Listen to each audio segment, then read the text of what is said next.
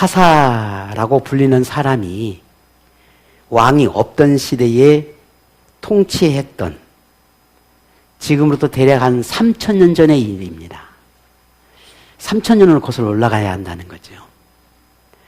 사사시대라고 하면은 사람이 자기 생각에 옳은 대로 행하고, 그래서 타락과 악행으로 하나님의 법을 무시했던 대표적인 시대를 말합니다. 하나님은 사사라 불리는 12명의 재판장을 불러서 약 400여 년이 넘도록 그 기간 동안 나라를 다스리게 했는데, 이들 중에 어느 한 사사의 시대에 유다 베들레헴 지역에 큰 흉년이 듭니다. 큰 흉년으로 사람들의 생활이 피폐해지고 생활고에 시달리게 되는 때였습니다. 당시 흉년과 같은 재해나 혹은 삶의 고난이나 고통을 경험하게 되면, 그걸 만나게 되면 그 원인이 사람의 악행에서 비롯된 하나님의 징벌이다라고 생각했던 시대였습니다.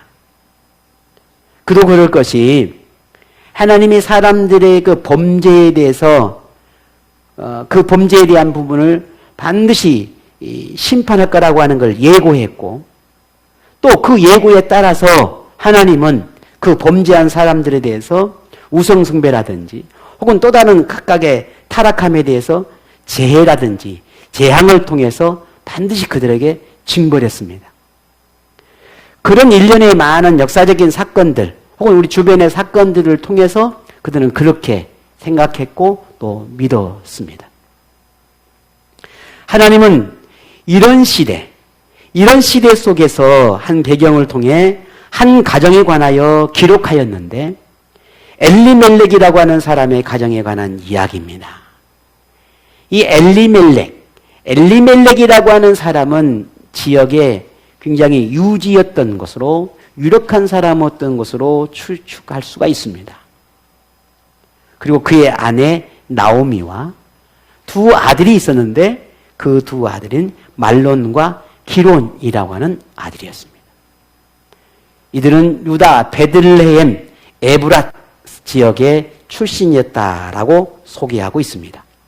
이 에브랏이라고 하는 이 지명의 이름에 우리가 조금 주목해 볼 필요가 있습니다. 이 에브랏이라고 하는 이 지명은 에브라다라고도 불리기도 하고, 베들레헴이라고 이 지명이 불려지기 이전에 이 베들레헴을 에브라다 혹은 에브라다라고 불렸습니다. 이것은 후일 미가 선지자, 구약의 미가 선지자가 이곳에서 메시아가 태어날 것이라고 하는 것을 예언했던 그 지역이기도 합니다. 이런 면에서 굉장히 중요한 의미를 담고 있다고 할 수 있어요. 미가서 5장 2절에 미가가 이렇게 예언했는데요. 베들레헴 에브라다야, 너는 유다 족속 중에 작을지라도 이스라엘을 다스릴 자가 내게서 내게로 나올 것이라. 그의 근본은 상고의 영혼에 있느니라. 라고 하는 이 말씀 속에 메시아에 대한 예언을 담고 있습니다. 이렇듯 구속사적으로 매우 중요한 지역인 유다 베들레헴 출신의 엘리멜렉의 가정에 관한 이야기는 단순히 한 가정, 한 사람, 어떤 중요 몇 명의 인물에 관한 이야기로 보기보다는 하나님의 놀라운 계획과 그 섭리가 담겨 있다라고 하는 것을 이 본문을 통해서 알 수 있습니다. 이런 면에서 이 룻기라고 하는 이 성경은 우리에게 매우 중요하고, 또 지금 오늘부터 시작되는 이 룻기의 강해 속에서 우리에게 주는 이 메시지가 무엇인지를 발견하는 것 또한 이 시대를 살아가는 우리에게는 매우 중요한 교훈이 되겠다라고 하는 생각을 해보게 됩니다. 엘리멜렉 가정의 이야기는 그들이 유다 베들레헴에 흉년이 들어서 이 흉년을 피해 모압이라고 하는 나라로 이주하게 되면서 시작됩니다. 흉년이 사람들의 죄악에 대한 하나님의 징벌이라고 했지요. 이 엘리멜렉뿐만 아니라 이 당시의 사람들은 그렇게 다 생각하고 믿었단 말이죠. 자, 그렇다면 이 엘리멜렉이 그 지역에 흉년이 들었다고 한다면 이 또한 하나님의 징벌이라고 생각했을 거라면 이들이 고향을 버리고 이방 나라로 피할 것이 아니라 하나님 앞에 자신의 죄가 무엇인지, 하나님 앞에 어떤 고백을 하고 하나님 앞에 어떤 자복을 해야 되는지를 찾고 하나님 앞에 나아가서야 하지만은 이들은 그렇게 하지 않았습니다. 엘리멜렉은 그 시대의 문화나 그 보통 사람들의 생각처럼 그 시대의 모습처럼 어떻게 자기의 생각에 옳은 대로 자기 생각에 옳은 대로 이들도 이렇게 하는 것이 옳다 여겼습니다. 유다 베들레헴을 떠나서 지금 이 문제를 해결할 수 있는 것은 저 이방 나라인 일지라도 모압이라고 하는 나라로 이주하는 것이 옳다 여겼습니다. 그래서 이들도 그렇게 옳게 여긴 그 자신의 생각의 판단에 따라 유다 베들레헴을 떠나서 모압이라고 하는 나라로 가게 되는 겁니다. 흉년을 피해 모압 나라로 이주했던 엘리멜렉의 가정에 얼마 되지 않아서 엘리멜렉이 죽게 되는 그런 슬픔이 찾아옵니다. 자신이 그렇게 죽음을 맞게 될 줄을 몰랐겠지요. 그걸 알았겠습니까? 어쨌든 모압이라고 하는 나라를 갔는데 불과 얼마 되지 않아서 그 가장인 엘리멜렉이 죽어요. 엘리멜렉의 아내인 나오미는 남편을 잃은 후에도 고향으로 돌아올 법도 한데 그렇지 않아요. 두 아들인 말론과 기론이라고 하는 이 두 아들을 데리고 모압 나라에서 계속 머물며 지내게 됩니다. 그리고 시간이 얼마나 흘러 말론과 기론이 장성해서 이제 결혼할 나이가 되었던 것 같습니다. 그런데 이 두 아들이 결혼을 하는데 그 아내로 맞았던 여인이 모압 여자였다는 거예요. 이게 왜 중요한가? 모압 여자는 이방 여자예요. 말론과 기론은 유대인이란 말이에요. 그럼 하나님 법에 이방 여자를 아내로 맞이하면 안 돼. 여기서 또 하나의 문제가 또 생기게 되는 거예요. 어찌됐든 이들은 그렇게 모압이라고 하는 나라에서 10년을 지내게 되는 겁니다. 남편을 잃었지만 두 아들이 장성하여 결혼까지 했으니 어쩌면 이 나오미는 두 아들과 며느리로 인해서 큰 위로를 얻었는지도 모릅니다. 하지만 이런 안정된 시간도 잠시 두 아들인 말론과 기론도 죽게 됩니다. 나오미는 또 한 번의 큰 고통을 겪게 되지. 이제 나오미에게 두 며느리인 오르바와 여러분이 잘 아는 루시라고 하는 이 두 며느리만 남고 그의 곁에 있게 됩니다. 행복한 삶, 더 나은 삶을 꿈꾸며 선택했던 모압행이었지만 10년 동안 엘리멜렉 가정은 남자는 모두 죽고 후사도 없이 여인 셋만 남게 됩니다. 성경은 이러한 상황에 대해서 인생사에서 일어날 수 있는 당연한 일로 보지 않습니다. 누구나 다 그럴 수 있지 않냐라고 보지만 성경은 그렇게 말하지 않아요. 조금 전에 제가 말씀을 드렸습니다. 인생에서 얻는 고통들, 이 모든 자기가 경험하는 그 모든 것들은 자기의 옳은 대로 행하는 죄를 범한 것에 대한 하나님의 징벌로 봤다라는 거예요. 그러면 이 엘리멜렉의 가정에서 겪어야 했던 그 고통의 원인이 분명히 있었다는 건데 그게 무엇일까라는 거예요. 그게 첫 번째, 자기의 생각에 옳은 대로 행했던 그 모든 모습들이 그게 유다 베들레헴에서 모압 나라로 이방 나라로 이주한 것. 그리고 또 하나, 두 아들이 장가간 거예요? 아니죠. 장가간 게 뭐 그게 죄예요? 아니에요. 두 아들이 이방 여자를, 모함 여자를 아내로 맞이한 것. 이것이 이 엘리멜렉 가정의 큰 죄로 여겼습니다. 결국 하나님은 이 엘리멜렉의 가정에 이 두 가지의 사실을 불신앙으로, 하나님의 법을 무시한 악행으로 간주하게 된 것입니다. 물론 나오미도 자신에게 일어났던 이 모든 일을 이렇게 고백했어요. 13절에 보게 되면 여호와의 손이 나를 치셨다라고 고백하고 있어요. 나오미도 자신이 경험한, 자신에게 일어났던 이 모든 고통들이 하나님께서 우리 가정의 징벌로 심판한 것이다라고 인정하고 있다라는 거예요. 인생에서 참 암울하고 우울함의 삶을 살았던, 그야말로 비참함이나 비통함이나 고통으로 얼룩진 삶을 살았던, 이게 한꺼번에 쉼없이 몰아쳤던 나오미 그녀의 삶에 참 희망이라고 하는 걸 찾을 수 있을까 싶어요. 남편도 잃어, 아들 둘도 잃어버려, 그것도 타국에서 희망을 찾고 꿈을 찾아왔는데 남는 것이라고 하는 비통함과 절망밖에 없어요. 모든 걸 다 잃었어요.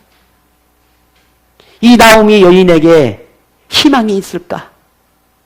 더 나은 꿈을 꿀 수 있는 그런 소망이 이 여인에게 있을까 싶어요. 나오미는 노년에 과부가 됩니다. 과부이면서 두 아들을 잃은 여인이지요.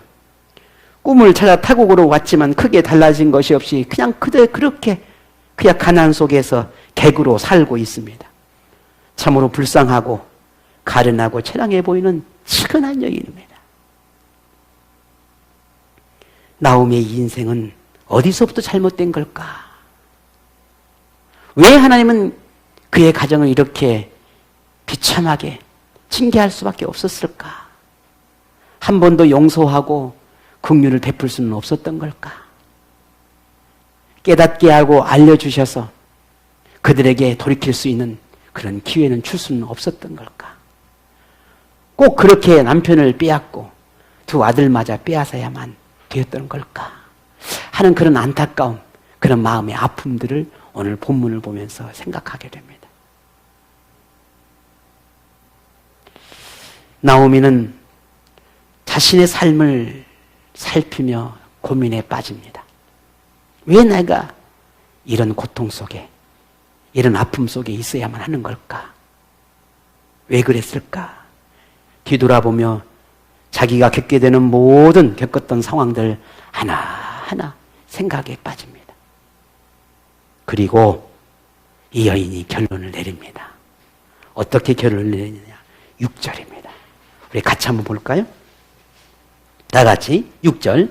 그 여인이 모압 지방에서 여호와께서 자기 백성을 돌보시사 그들에게 양식을 주셨다 함을 듣고 이에 두 며느리와 함께 일어나 모압 지방에서 돌아오려 하여. 아멘.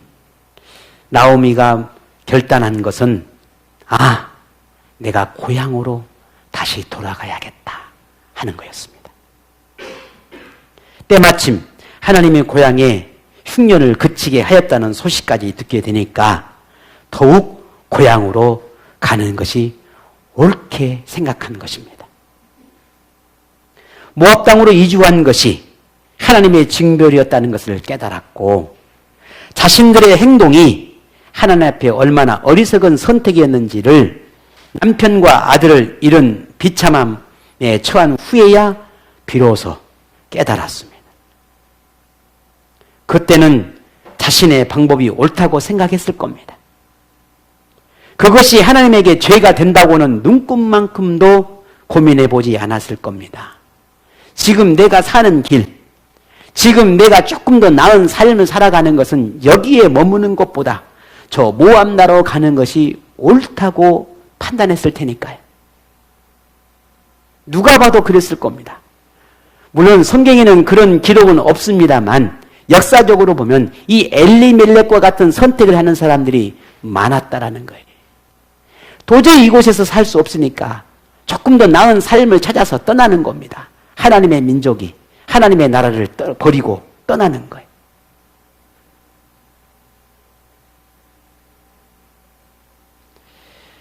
그러나 이제는 고향으로 돌아가야 한다라고 하는 사실을 깨닫게 되었고 비로소 확신하게 됩니다. 모든 걸 원래대로 되돌릴 수는 없지만 하나님 앞에 새로운 인생을 살 기회를 찾을 수는 있을 테니까 말입니다. 우리도 어떤 선택과 결정을 함에 있어서 고민하고 기도도 하지만 많은 부분 자기의 생각에 옳은 대로 행합니다. 현재의 문제를 해결할 수 있는 최선의 선택이라고 생각하고 곧 그것이 문제 해결의 열쇠고 만족할 방법이라고 생각을 합니다. 그러나 때로는 후회와 부끄러움의 결과로 다가오거나 때로는 더 많은 걸 잃고 난 후에야 비로소 자기의 잘못을 깨닫게 되는 예가 있습니다. 그러니 우리는 자기 상황이나 환경에 집착하여 하나님이 원하시는 걸 보지 못하거나 자기 고집에 사로잡혀 후회하는 인생이 되지 않도록 우리는 하나님 앞에 지혜를 구하는 삶이 되어야 합니다. 조금이라도 우리의 삶에 나은 삶을 바란다면 하나님께 지혜를 구해야 합니다. 내 생각과 판단보다 더 중요한 것은 하나님의 인도하심이 때문에 그렇습니다. 나오미는 모압 땅으로 간 걸 후회했을 겁니다. 조금 힘들어도, 조금 가난해도, 이런 게 조금 많아도, 내가 지금 당장 좀 고통 속에 있어도 내가 내 고향, 내 나라, 내 민족을 떠나지 않았어야 했는데 그것이 하나님 앞에 큰 죄가 될 줄 내가 그때 알았어야 했는데 내가 왜 알지 못했을까? 그랬더라면 혹 내 남편도 내 두 아들도 잃지 않았을 텐데 라고 하는 후회와 그런 고민과 그런 생각들을 하게 되었을 겁니다. 물론 그런 생각은 이제 이미 다 지나간 일이 되어버렸습니다. 지금에 와서 그 후회한들 무슨 의미가 있겠습니까? 그때 바른 선택을 했더라면 더 좋았을걸. 이제 자신의 선택이 옳았다는 걸 깨달으면서 더욱 가슴 아팠을 거라는 거지요. 그렇다고 후회와 한탄으로 남은 삶을 살 수는 없지 않겠습니까? 그래서 나오미는 조금은 늦었지만 그래도 더 늦기 전에 본래 하나님이 원하셨던 그 자리로 그곳으로 돌아가려 합니다. 더 많은 후회와 죄를 행하는 것보다 이제라도 돌이키는 것이 옳은 일이라고 생각했습니다. 그리고 두 며느리와 함께 유다 베들레헴으로 길을 떠납니다. 잘못된 선택임을 알았다면 더 머뭇거림이 없이 돌아서는 것이 하나님의 은혜를 얻는 방법이라는 걸 나오미는 이제 알게 되었던 겁니다. 그런데 베들레헴을 향해 가던 길에서 나오미의 마음에 걸림이 있었습니다. 과연 두 며느리 오르바와 룻을 데리고 유다 베들레헴으로 가는 것이 옳은가 하는 거였어요. 내가 이 두 며느리를 데리고 가게 맞을까 하는 거예요. 더욱이 이 두 며느리가 모압 사람이라는 점에 마음이 걸리는 거예요. 하나님의 법에 이방 여인과의 결혼을 금하고 있는데 나오미의 두 며느리가 모압 여인이니 유다로 데려가는 것이 옳은가라는 거예요. 또 하나는 과부가 된 나오미가 자신과 똑같이 과부인이 며느리에게 닥칠 고통이 어떠하다는 것을 알고 있는 거예요. 만일 당시 사회적으로 과부나 고아의 삶이 얼마나 고통스럽고 고단한 삶인지를 알고 있는데 더욱이 이 두 며느리가 모압 여인이었고 그 모압 여인으로서 그런 신분을 가진 여인이 유다 베들레헴으로서 가서 과부로 보내야 한다라고 하는 그 삶이 도대체 어떤 삶일까? 어떤 상상을 하더라도 그 이상일 거라고 하는 것을 불보듯 뻔한 일이었습니다. 그니 이 두 며느리를 데려가는 게 옳을까라는 고민에 빠진 거예요. 무엇보다 나오미는 가족에게 일어난 모든 일들이 하나님의 징벌이라고 할 거예요. 라고 생각했고 그 고통을 모두가 다 감내해야 되는데 이 젊은 두 며느리가 그것마저도 감당케 하는 것이 옳을까? 라는 생각을 했다는 거죠. 13절에 보게 되면 이런 말씀이 있죠. 여호와의 손이 나를 치셨으므로 나는 너희로 말미암아 더욱 마음이 아프다 그랬어요. 우리 가정에 하나님이 이렇게 징벌해서 우리 세 여인만 남았는데 이제 또 너희를 데려간다는 것이 참 마음이 아프다.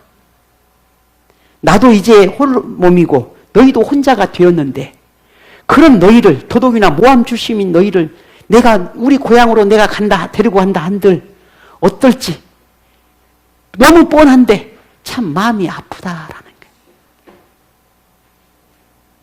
그래서 남편을 잃은 며느리에게 이 나오미는 결단합니다. 내가 너희를 데려가는 것보다 너에게 자유를 주는 게 옳겠구나. 너희 모압에 있는 가족에게로 돌아가게 하는 것이 더 옳겠구나 라고 하는 생각을 하게 되는 겁니다.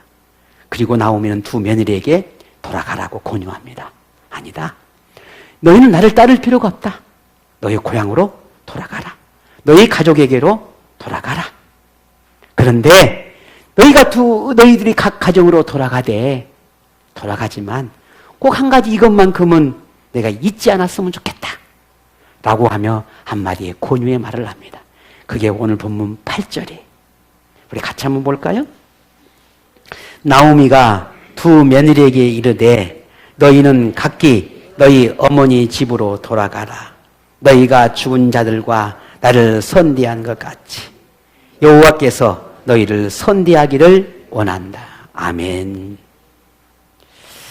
하나님께서 우리 하나님, 나의 하나님께서 우리의 가정을 징계도 하셨지만 돌보시기도 하셨다는 거예요. 대단한 믿음이죠. 예. 그 하나님께서 너희도 나를 돌보셨듯이 너희도 돌보고 내게 은혜를 베푸셨듯이 너희와 너희 가정에도 은혜를 베풀기를 원한다. 라고 하며 이 두 며느리에게 하나님을 고백하게 하고 그 하나님을 믿도록 그 모압의 신인 그모스라고 하는 이 신을 섬기지 말고 하나님을 섬기라 라고 하며 이 두 며느리에게 복을 선포하고 각각 돌아가라고 이제 권유하게 됩니다. 여러분 어땠을 것 같습니까? 물론 오늘 이 이야기는 여러분 아시지만 오늘 본문의 배경을 보면 이 두 며느리와 이 시어머니인 나오미는 서로 끌어안고 울고 통곡을 합니다. 얼마나 헤어진다는 게 아팠겠어요. 울고 통곡하며 아닙니다. 오르바나 롯도 어머니를 따라가겠다고 고집을 합니다. 그 며느리를 그 고집을 보는 이 시어머니 나오미는 어떻게 해서 아니다. 너 가면 고생이야. 오지 마. 너 이제 남편도 없으니까 너희들 각자의 삶을 살아. 나를 따라올 필요가 없어. 서로의 생각을 말하며 고백하고 울고 서로 끌어안고 통곡하는 그런 시간을 보냅니다. 이제 나오미의 그 굳은 마음을 알게 된 오르바와 룻은 선택을 해야 하겠지요. 어머니를 따라 유다 베들레헴으로 가든지 아니면 그 어머니가 말한 것처럼 이제 다시 나의 집으로 돌아가든지 선택해야 돼요. 마냥 여기서 울고불고 가던 길에 멈추고 여기서 그렇게 서로의 생각만 확인하고 있을 이유는 없지 않겠습니까? 어땠을 것 같습니까? 어떤 선택을 했겠습니까? 자, 끝까지 고집하든지 이제 어머니의 뜻을 따라 돌아가든지 해야 되는데 두 며느리는 이런 선택을 합니다. 본문 14절입니다. 같이 볼까요? 그들이 소리를 높여 다시 울더니 오르바는 그의 시어머니에게 입 맞추되 룻은 그를 붙쫓았더라. 아멘. 오르바는 나오미의 뜻을 따라 자기 가족에게로 돌아가기로 마음먹고, 룻은 그런데도 어머니를 따라 유다 베들레헴으로 가기로 마음먹었다라는 거였습니다. 룻은 자신의 선택이 무엇을 의미하는지 알고 있었을까 하는 생각을 해봅니다. 유다 땅에서 이방 여인으로 산다는 것이 어떤 삶이 될지 짐작이나 하고 나오미를 따르겠다고 결심했을까 하는 거예요. 과부의 며느리이며 본인도 과부인데 가난한 집에서 과부로 살아야 한다는 것이 어떤 삶이 될지 상상도 되지 않은데도 룻은 나오미를 따르기로 결심합니다. 이런 룻의 선택은 옳은 선택이라고 할 수 있을까? 나오미의 첫 번째 선택은 실수였습니다. 부끄러움이었지요. 잘못된 것이었습니다. 그 결과 남편과 두 아들을 잃게 되는 고통, 아픔을 경험해야 했었습니다. 하지만 나오미는 자신의 잘못된 선택의 결과를 되돌릴 수는 없겠지만 하나님이 처음부터 원하셨던 그곳으로 돌아가 자신의 삶을 바꾸려 하고 있습니다. 비록 늦었지만 더는 자신을 더 비참하게 만드는 실수를 하지 않으려 하고 있습니다. 늦었지만 더 늦지 않으려고, 많은 걸 잃었지만 더 잃지 않으려고, 하나님 앞에 죄인이지만 하나님께 더 죄를 행하지 않으려고 하나님이 원하시는 그 자리로 돌아가려 하고 있습니다. 나오미의 일생에 또 한 번의 용기 있는 선택을 하고 있습니다. 자, 그러면 나오미의 이런 선택은 옳은 선택이라고 할 수 있을까 하는 거예요. 누구나 선택의 실수가 있고 후회되는 결과를 얻는 경우가 있다는 건 잘 압니다. 하지만 어떤 사람은 끝까지 자기의 선택이 옳다고 여기며 돌이키지 않는 사람이 있는가 하면 어떤 사람은 돌이켜 삶을 바꾸는 사람도 있습니다. 어떤 사람은 많은 걸 잃은 후에야 돌이키는 사람이 있는가 하면 어떤 사람은 깨닫는 순간 돌이키는 사람도 있습니다. 여러분은 어떤 사람입니까? 어떤 선택에든 자기 책임이 따르기 마련이지만 지혜로운 사람과 미련한 사람의 차이는 자기 생각에 옳은 대로 행하는 사람과 하나님의 뜻을 먼저 생각하여 그 뜻을 따르는 사람의 차이입니다. 다만 자기가 옳은 대로 행하는 사람이라면 하나님의 판단하심이 있을 테고 하나님의 뜻을 먼저 생각하여 따르는 사람에게는 그만큼의 은혜와 복이 있을 거라는 겁니다.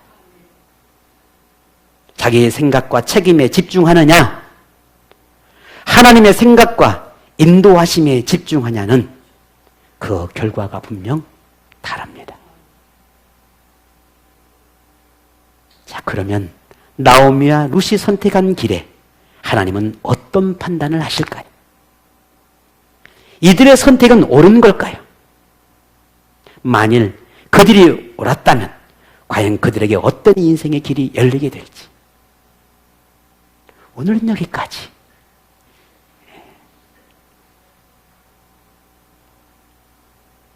여러분의 선택과 판단을 상황과 환경에서 찾을지 하나님의 섭리 속에서 찾을지는 이 또한 여러분의 선택입니다. 아무리 목사가 하나님의 말씀으로 여러분을 교훈하고 가르쳐도 결국 마지막 선택은 여러분의 몫이에요. 어떤 선택을 할지는 여러분이 따르는 거예요. 하나님을 따를지 여전히 고집하고 아집으로 나의 생각을 따를지 그것은 제가 어떻게 해볼 수가 없잖아요. 여러분의 몫이겠지. 그러나 그 결과도 역시 여러분의 몫으로 돌아갈 겁니다. 하지만 하나님은 분명히 가르쳐 주었습니다. 그 방법과 그 결과가 무엇인지. 그러니 이제는 여러분에게 남겼습니다.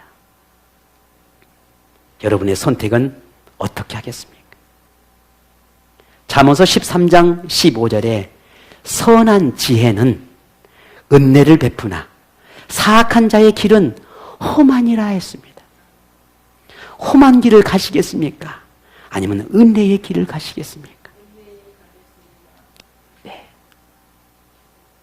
스스로의 판단과 선택을 옳게 여기기보다 하나님께 지혜를 구하십시오. 스스로 지혜 있는 자로 생각하기보다 하나님의 지혜를 구하는 현명함을 가지시기를 바랍니다. 우리는 앞으로도 수많은 선택 앞에 서게 될 것입니다. 그 순간 여러분은 어떻게 하겠습니까? 옳은 선택일지 그렇지 않을지 그 결과는 많은 시간이 필요할 수도 있겠지만 꼭 그렇지 않을 수도 있습니다.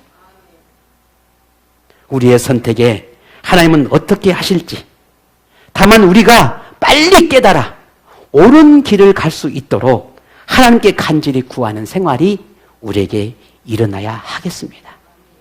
그래야 그동안의 수많은 고민과 걱정과 염려와 아픔과 고통을 조금이라도 더 위로받고 더 지혜와 용기를 가지고 내일을 더 행복하고 더 기쁨의 삶을 살아낼 수 있지 않겠습니까? 그 또한도 여러분의 선택입니다.